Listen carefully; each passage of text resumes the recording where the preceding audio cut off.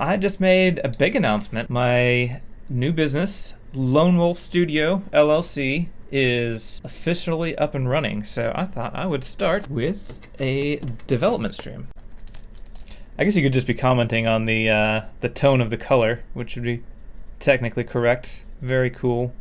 Make an interesting depth-based shader to adjust the fog brightness based on distance, I guess, or something. Well, I'll figure that out. I'm sure I can make something work once I've got the visual that I want. Subscribe! Thanks for the subscription, Jack. And I'm disappointed. I set up the stream avatars to do a mass fart on a subscription, and it didn't work. This is disheartening. Do you like my subscription sound? Subscribe! That's basically what I did. That's my tactic to get more people to subscribe. I just put crazy sounds on here. Okay, mass dance works.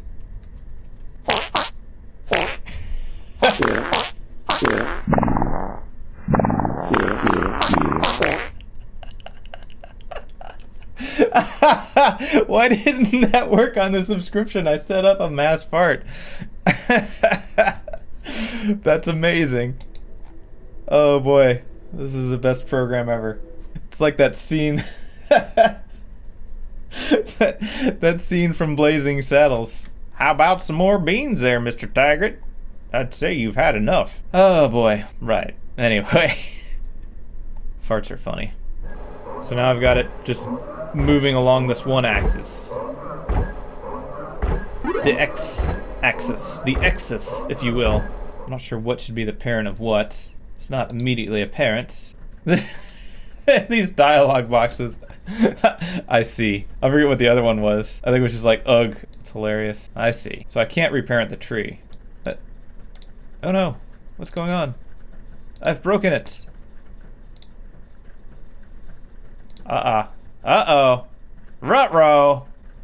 Oh wait, it's in script view. Okay, never mind. Crisis averted. Welcome to 90% of game development, which is like, why doesn't this work? There's two things that have collision on them, and they should collide, but they don't. The rigid capsule collides with the kinematic capsule, so it's not a problem necessarily with the rigid capsule.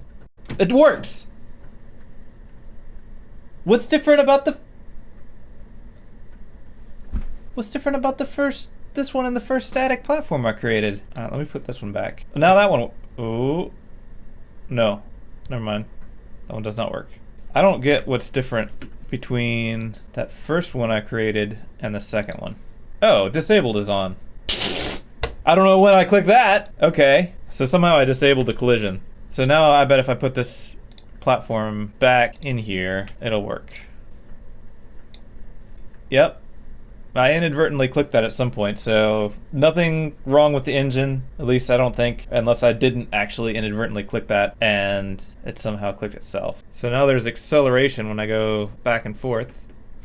Whoa! That jump velocity might be a little bit high. Let's drop that down a little bit.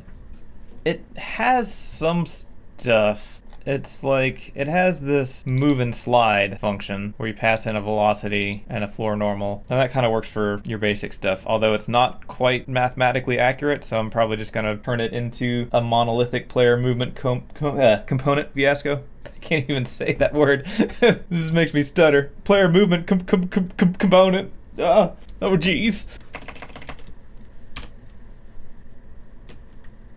Whoa.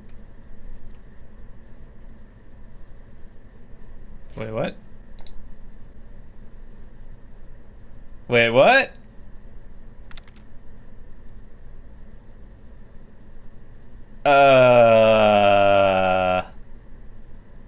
That's not good.